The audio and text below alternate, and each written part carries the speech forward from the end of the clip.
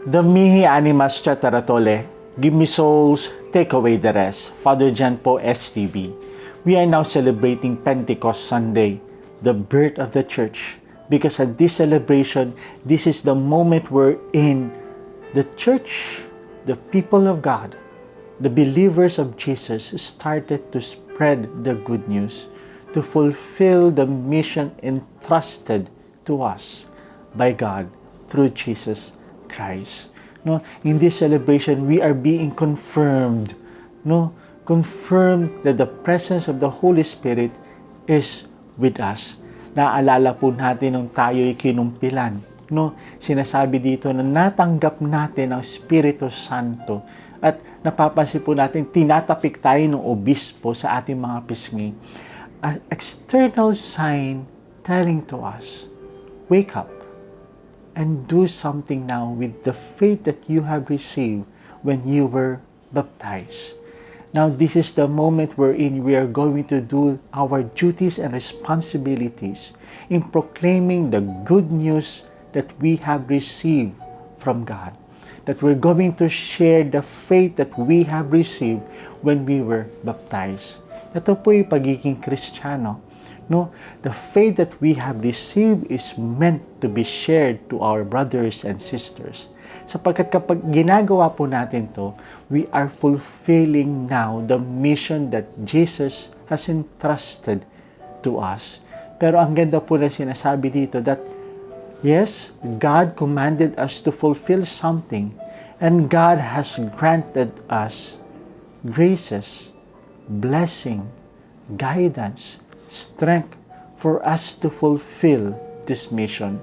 Hindi tayo iniwan ng Diyos sapagkat alam niya mahirap.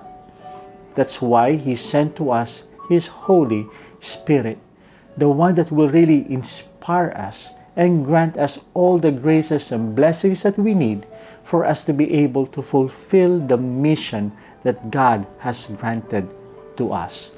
Ito nga po yung sinasabi sa ating unang pagbasa, na ang Espiritu Santo ang siyang gumagabay ngayon sa atin at nagbibigay lakas upang magampanan ang lahat ng responsibilidad natin sa buhay.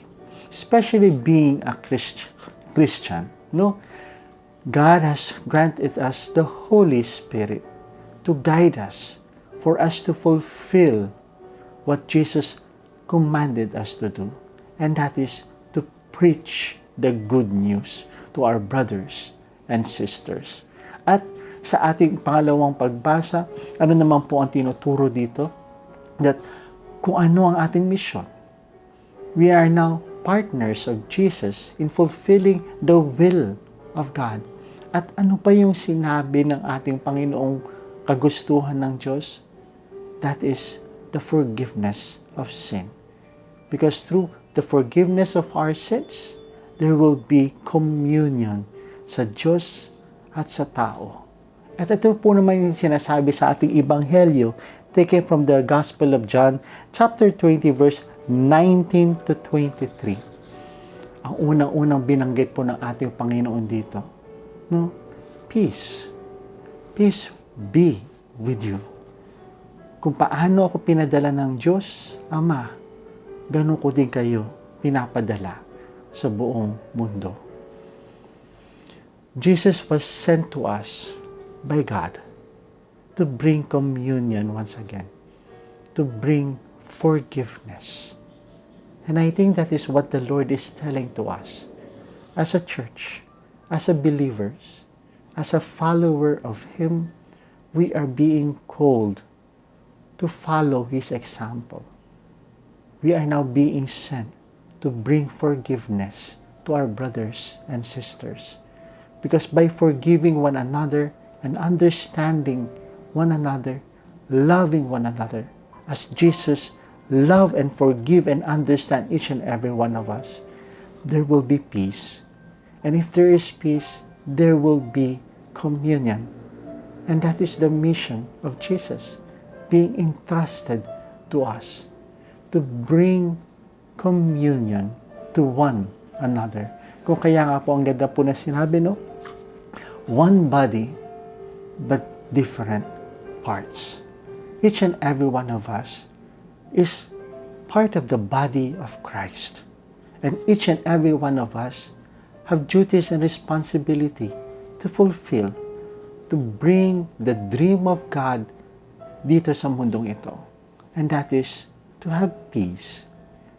Peace that will bring communion to one another and to bring communion towards God. I believe, my dear brothers and sisters, this is what Pentecost is reminding each and every one of us. The purpose of the church. The purpose of the church is to bring communion. And paano natin dinadala ang ating mga kapatid, ang ating sarili, to have communion to our God and to our brothers and sisters. And that is what the Lord has taught us. Forgive, understand, love one another. And through that, you are fulfilling your membership as a Christian, as members of the kingdom of God.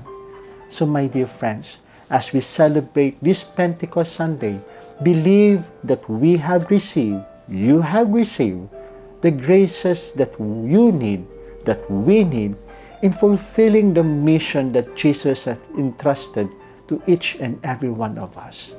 We were confirmed by the Holy Spirit. Use it. Use the gifts that God has granted you for you to be able to live the vocation that God entrusted to you. So once again, my dear friends, God bless us all.